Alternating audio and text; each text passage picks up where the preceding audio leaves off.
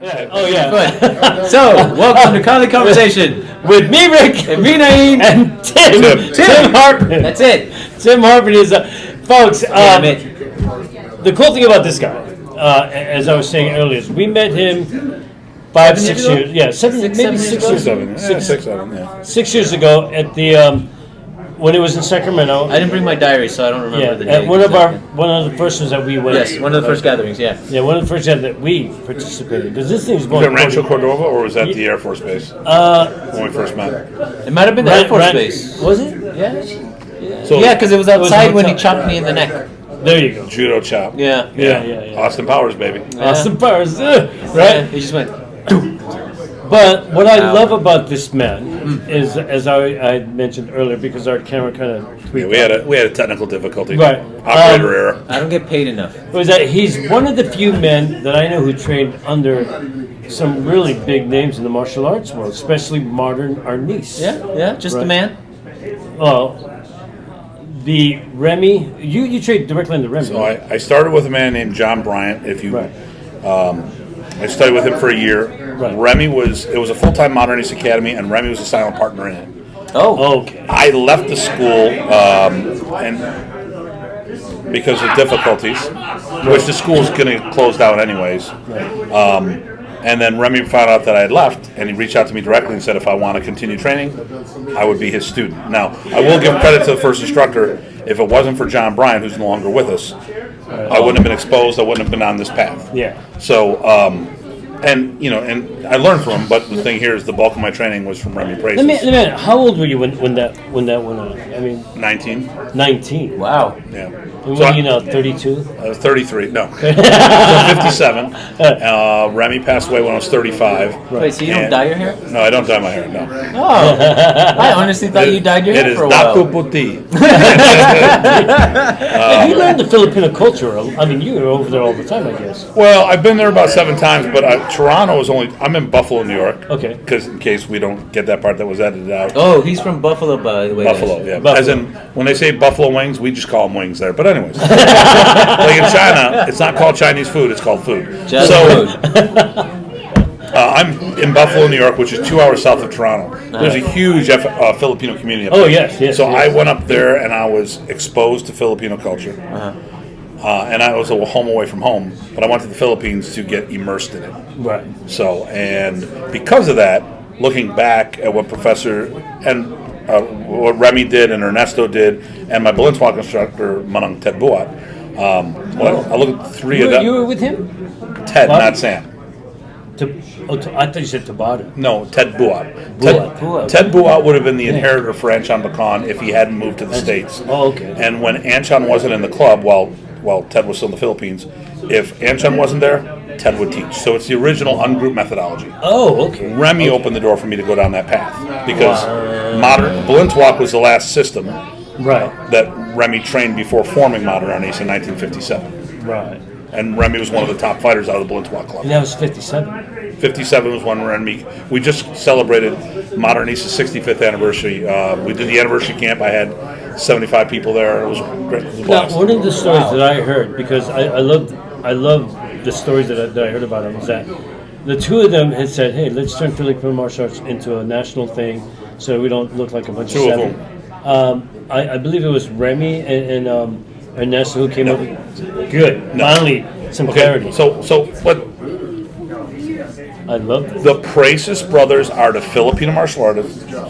What the Gracie brothers are to Brazilian Jiu-Jitsu. Wow. So let's start off with that. There, okay. But Remy he created Modern Arnis in 1957. Right. Ernesto was 11 years old. So it's never been the two of them that way. Remy created this. Right, okay. See, that's now the story. family supported, and Modern Arnis wouldn't be what it is if it wasn't for the Praises brothers. Right, see, that's how we always hear it. But Ernesto and Roberto were at least 10 years Remy's junior. Right. So he formed Modern when he was 21. Oh, wow. Yeah. The brothers were like 10, 11 years old. So when I hear people say that Ernesto created it with them or not, now, did he help with the development? I've heard plenty of stories where they said that Ernesto was the computer. Well, that means he was the hard drive. Who was the program? Right. Yeah. So Now, Ernesto created his own thing, and that's why. Okay, so each brother was a world-class martial artist, and we do a show, FMA Talk, and we've had people on from the Philippines say comments from online. Well, Remy was the best.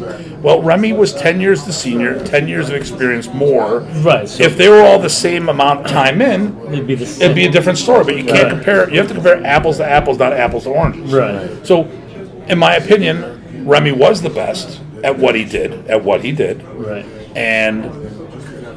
But if they were all the same age, it would be a different story. Right. You know, I mean, that experience. Because then you could. Well, I mean, but Remy traveled. Okay, Ernesto didn't travel the world as much as Remy did. Remy was doing 2 seminars a year, 30 plus weekends of the year, for almost 2 decades. Right. So no one did no one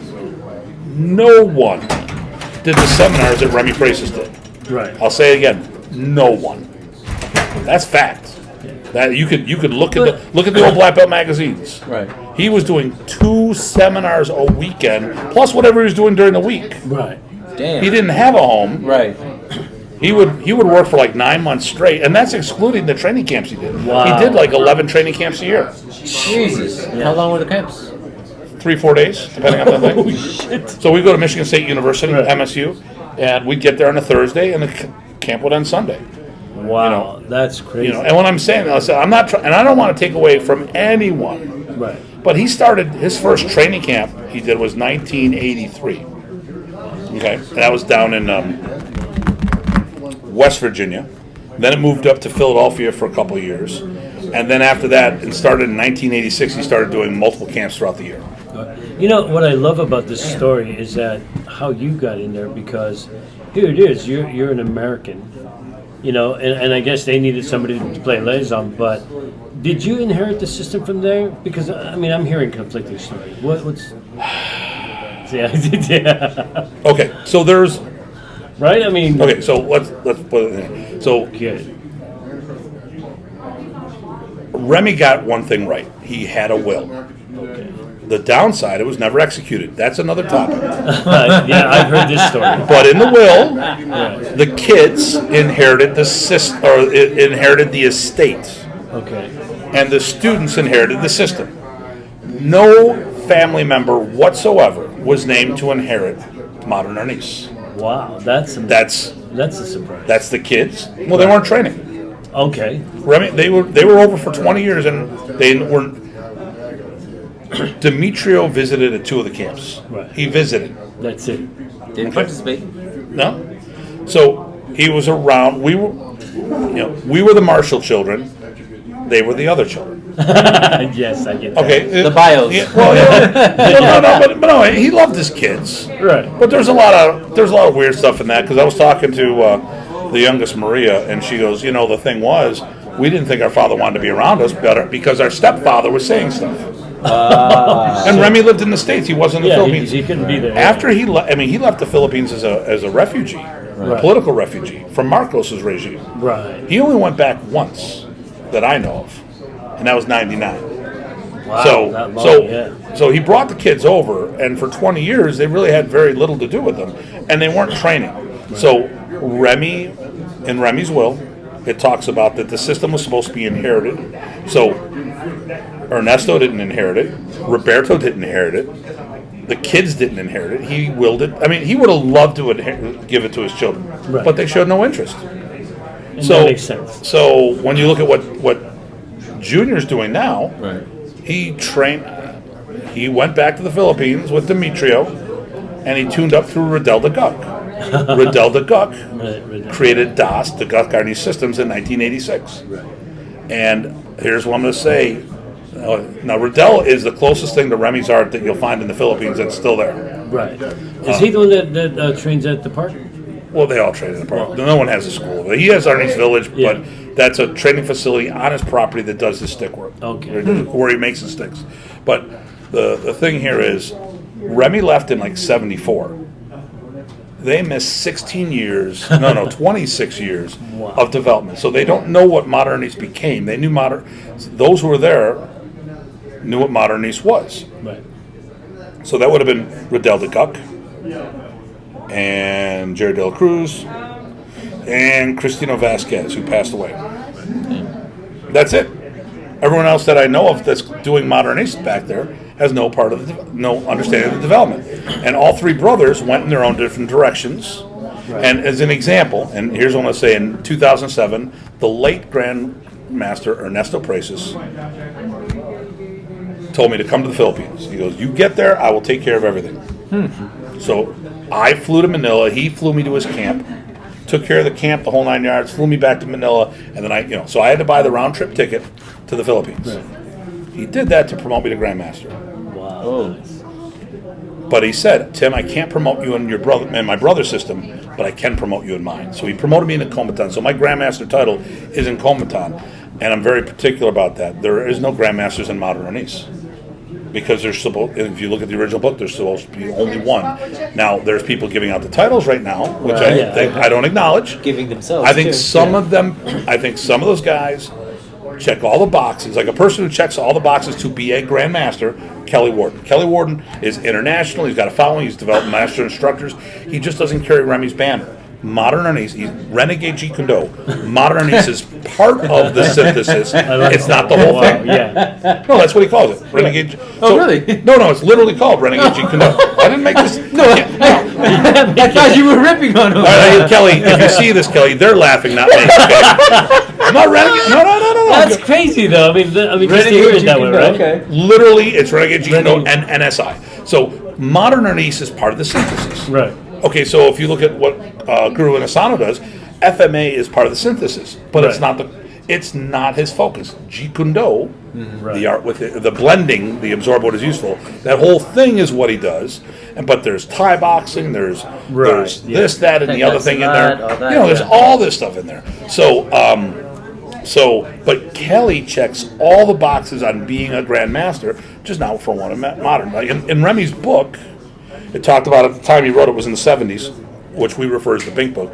It says, I'm not a Grandmaster because I'm the founder. It's because I had 27 plus years.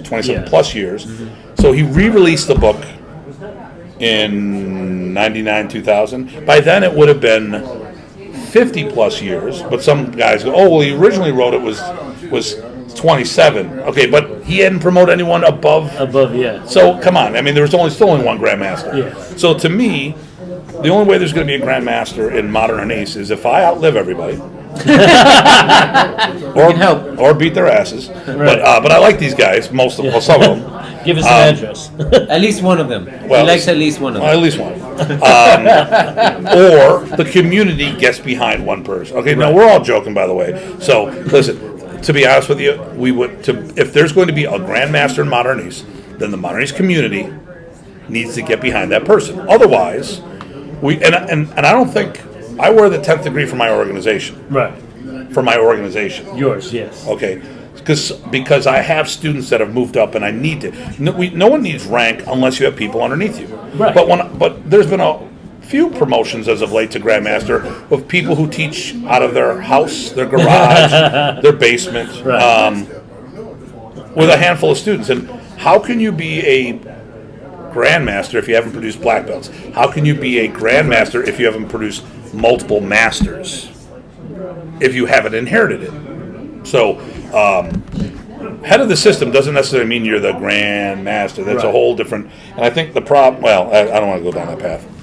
But anyways, the qualifications is what we're I think talking about here. Well, we want to hold. We did a side thing.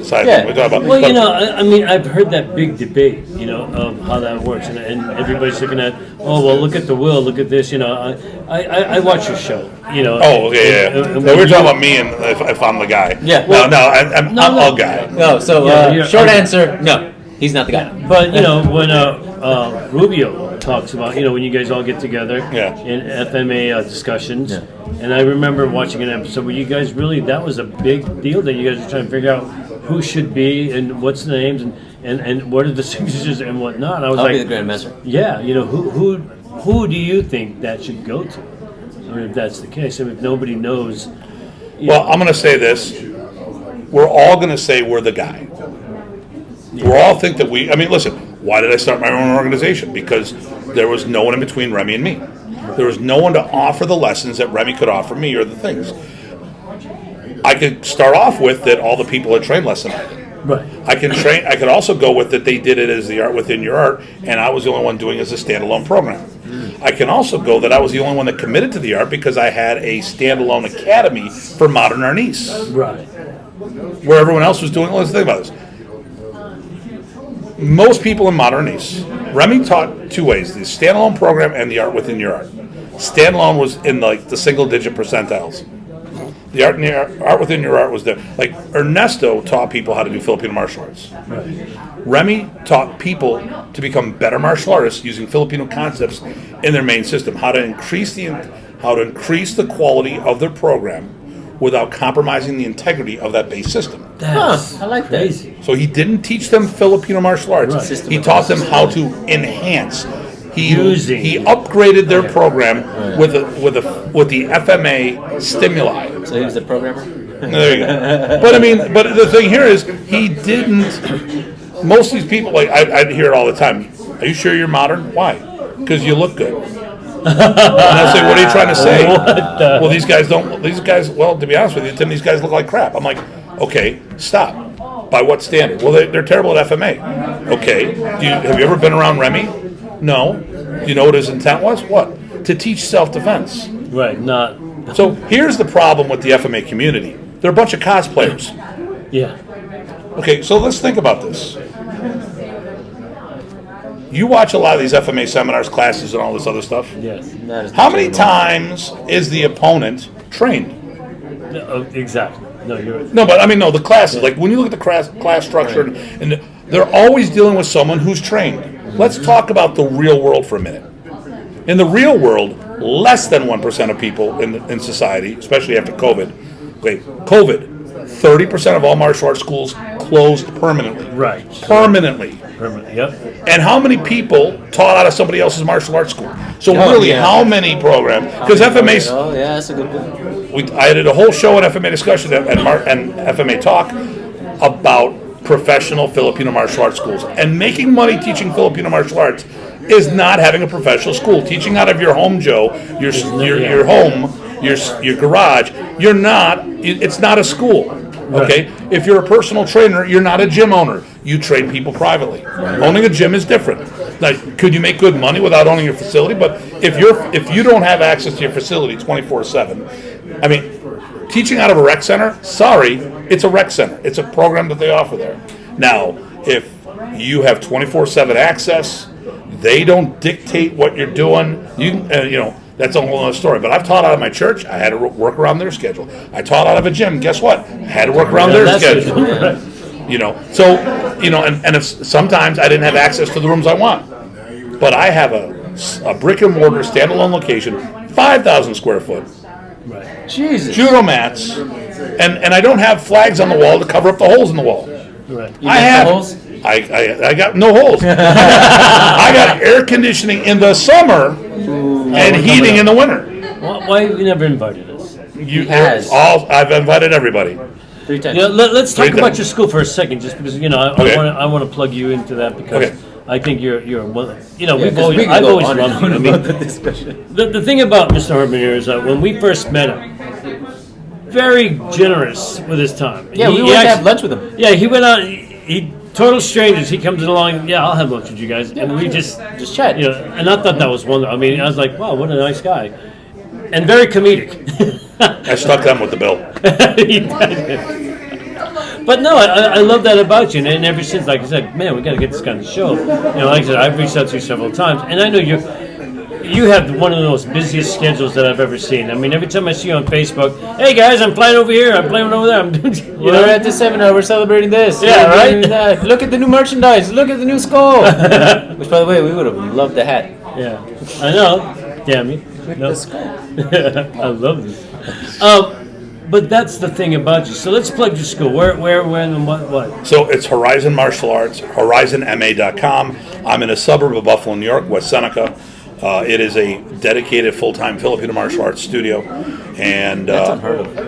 well, there's a handful of them in the States, but not many. I think a lot less than people. We did a show on FMA discussion, and people didn't like my criteria. And here's what I mean by full-time. There's full-time, part-time, and full-time, full-time. Full-time, part-time is it's a standalone facility that you have full-time access to, and it pays its own bills. It pays its own bills. A full-time professional, full-time pays my bills. So I pay my rent, my car, my insurance, all the nice toys I have, my business supplies that for me. This is your life. So this is my livelihood. Yeah. So I am a professional martial artist, not a person who makes its martial arts is their side hustle. Right. So, and a lot of times when we end up talking about the business of things, I'm constantly talking about business with people, including people who do this for the love of the art, as donating their time, but you still need to be able to pay for a facility to train out of. Right. You know, the problem with the Philippines is they train out of the park, which means you are a victim of the elements. If it's too hot to train, you know, if it's raining or whatever. Yep. So I've got a place that we can go in, and when I used to teach out of my church. Right. I used to teach out of a gym. I used to teach all these other places. So I didn't have to worry about the elements. That's why, you know, and like I said, I know people who teach and they're not worried about making money, but they can't afford to lose money either. Right. So that's why I'm always giving business advice and part of the business is how to get new students. Yes. You know, and that you're right. That is the most. We need your guidance. Yeah. Please say help the us, least. master. We need your business savvy. But yeah. So I mean, if you ever out there, it's a 5,000 square foot place. 5,000 square feet. That is huge. Do you think Filipino martial arts has become oversaturated by people who really don't know Filipino martial arts? Okay, so You know what I'm saying? let's start off with this. We'll go back to what I talked about, the cosplaying. Yeah. Yeah. Oh, I'm going to right. finish that, and then we'll talk about this. Yeah. 1% of the population is martial arts. Right. So how come in Filipino martial arts you're always training to fight another trained Filipino martial artist? Yes. They're 1% of that, which means they're 1 in 10,000. Now that's good for skill development. Yeah. But if you're selling that as real self-defense, you're lying to yourself and your students. And to everybody else. Yeah. And if your students are coming to you for self-defense, and all you're teaching is weapon dueling, what are you doing? You know. You know, I like that idea because that you make such a valid point with it. No, You know, you don't see. First thing that people say when we talk about sticks is like, well, you're never going to carry a stick outside of the gym, right? And that in itself, right there, kills everything that you know, that just proves your point, right? You don't walk around with a stick. You're not. And then they say, oh, but they might have a knife, and Yeah. they won't attack you with these fancy. Yeah. And you're right. You know, somebody goes in for self-defense. You're not going to teach a Filipino martial arts that way. Well, You got to do the empty hand stuff. well, actually, Yeah. so Remy took Filipino concepts and applied it to open-hand combatives. Right. So I taught a session today. I did this stick disarm, and then showed how to do it without the weapon. So here's the thing: 1/3 of all attacks are armed. Right. So the whole thing that the BJJs were putting around. Well, the FBI did a study about ground fights ending. 90% of all fights ending up on the ground. That's not right.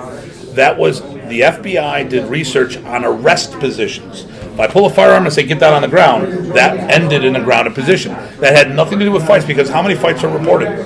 Yeah. Not So it was skewed information. So a group of people did stuff where they looked at YouTube, Facebook, Twitter posts, all this other stuff, and it turns out that 1/3 of all attacks are armed, 1/3 of all attacks go to ground. So you still need to have a ground game, Right.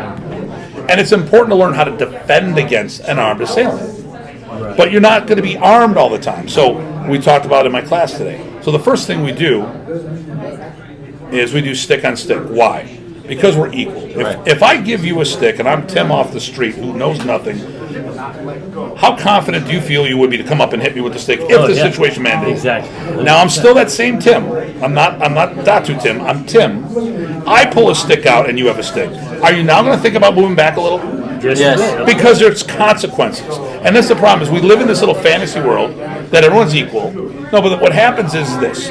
You and I start together stick on stick and you give me this committed attack that you would never do because you're afraid of me hitting you back. But that's the teaching progress. So we go stick on stick. After I build up my knowledge, execution, physical attributes, timing, then I ditch, and here's the big one, confidence. Then I put my stick down and do the same thing unarmed against the armed assailant. Correct. There's also a lot of open hand combatives if you know where to look. And if you don't have it, don't. Okay, this is the FMA guys that teach weapon systems. Like, I love my Balintawak. There's no open hand combatives in Balintawak. And someone says, well, you can stop. Just stop it right there. Anshan taught a stick fencing program. How do I know this? Because I trained with his top student, Ted Buett, and he taught me exactly the way Anshan taught. Because he was allowed to teach for Anshan. He was supposed to be the successor. I see Sarada. I never see open hand combatives out of that. I see a whole bunch of systems that teach it like it's fencing or kendo. Right. If you don't have MTK and combatives, what they'll do is they say, well, you do kickboxing or Brazilian Jiu-Jitsu. Bullshit. Find the material, bring it back. And I'm looking at all the FMA in the Philippines because I go there. Yeah. They're doing Shotokan karate. Don't let them fool you. It's Yes. all bullshit. Oh, yeah. Okay. That or taekwondo. But you can modify it and make it Filipino. You can put a Right. Filipino flair to everything. You know, a stick comes in, I go block. Oh, hold on. I go block, I grab a hit. Someone tries to grab me. Deflect, grab, hit. There's our trapping hands. Okay, it's all the same damn thing. Okay, here's my knife technique. Okay, you've seen the Pakal grip, back grip. We've seen these maneuvers, right? Yep. There's your elbow destructions.